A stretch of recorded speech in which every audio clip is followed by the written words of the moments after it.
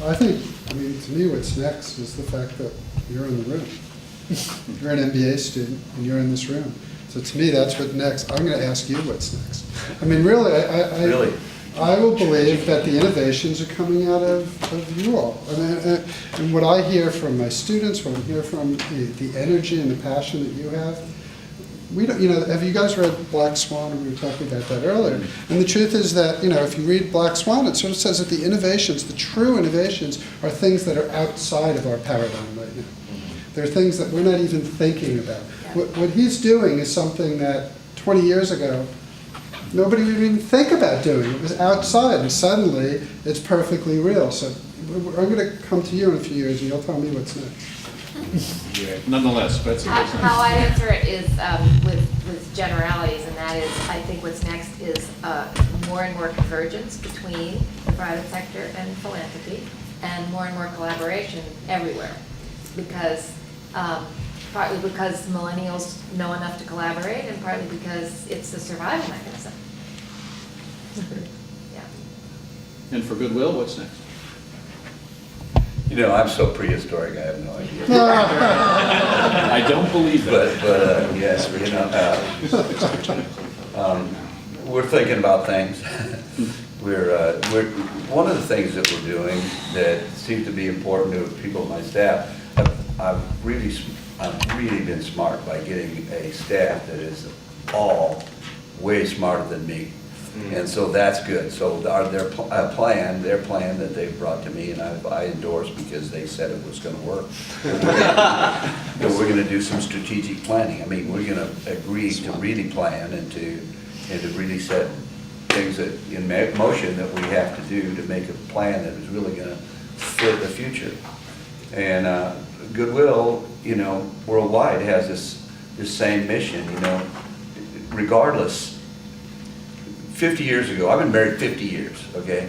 And my brother and I went out to dinner, and he says, think 50 years before you were born. Well, it was 50 years before you got married, that's 1910.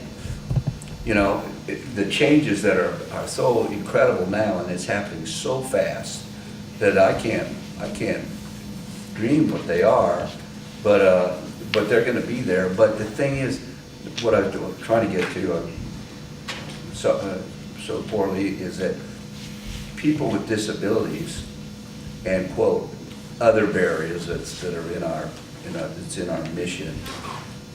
We had just as many or more of them in the old days, but we're going to have even more of them now. The autism is growing incredibly. Well, I should mention this. Thursday night at the Knott Theater over here on this university campus, in the Paul Foligno Theater, we had one of our first social entrepreneurships, micro entrepreneurships.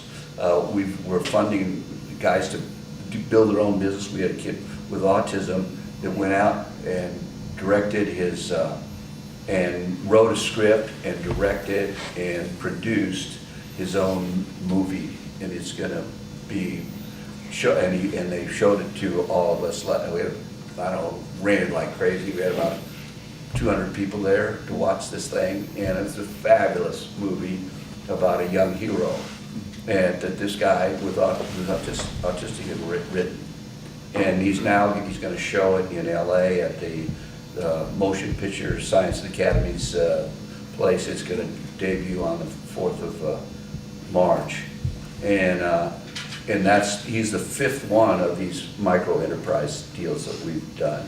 We have one guy who's doing the document destruction in an area where he lives, and and so we're doing these things that really try to showcase people with disabilities and help them build a business of their own, and to help them achieve their own dignity, their own sense of self-worth, their own responsibleness. And so that stuff is needed. It's not going to change.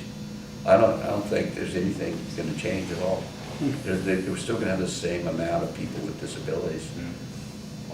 There was a question over here. Was it you again? Was somebody waving behind you? Go on, Miss. Anybody? Go ahead. I have a quick statement and two sets of questions. One is I think there is a return to, as you were saying, Randy, values. We went from business to entrepreneurship to now what? Social entrepreneurship. So the millennials, I actually spoke with a corporate vice president of HR at a local company. And he was saying there's a book called Halftime. I don't know if you've heard of it. The first half of, maybe before Gen Y, the first half of their life is about building success, the second half is about significance. And he was saying how, I guess the millennials are seeking that significance at a much younger age. I think that growing up from a middle class and then upper middle class background, I'm not worried about breadwinning anymore. Right now I'm just like, what's the point?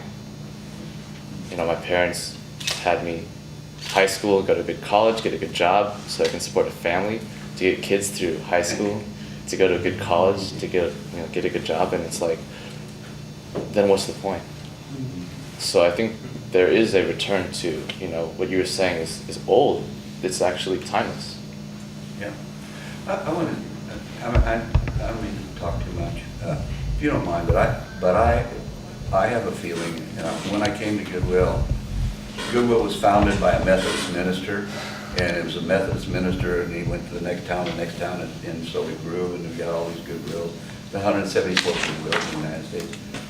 And it was founded in Orange County in 1924 by a Methodist minister, I think. And I came to him and I said, do you guys pray? And they said, no. I said, well, you have all these ministers back there and you're not praying? What's wrong with you? And so I said, well, we're going to pray. And they said, well, you can't do that. The ACLU is going to fight you. And I said, hell with the ACLU. We're going to pray. And so I wrote a prayer. I asked God, Almighty God, who's ever God you may be, please bless us in this meeting. And we ask that by your grace, we be given servants' hearts to fulfill this mission of Goodwill. And, and I say, and may the mission be fulfilled, and may we, your servants, be drawn near to you through our work. Something like that. That's almost verbatim. But we do that every meeting, and I believe in that. So I think we need the help of the Almighty, whoever it might be. I'm Catholic, so I eat meat on Friday, but I'm used to. You haven't been fired yet. No, I haven't fired. I haven't had any protests or anything yet. I'm gonna stick the ACLU on you. Yeah. Get them over. I'm ready to retire anyway one of these days. They're going to start working for it. We have just a couple more minutes. Other questions or comments? So- You never got to ask your question, There's did you? two sets of questions real quick. No, you only get one, sorry. Okay, that's fine. I'm kidding, go ahead. One is, what do you guys currently do with your cash? Like, in the bank deposits. Like, I was wondering how feasible it is to create like a cap and trade marketplace for capital, if there ever is excess capital, to allocate between different community funds if one's better at it than another, and then do nonprofit organization like lending or donation of the interest that is earning. So that was one question. The other one is, what about doing something similar but for who does your accounting?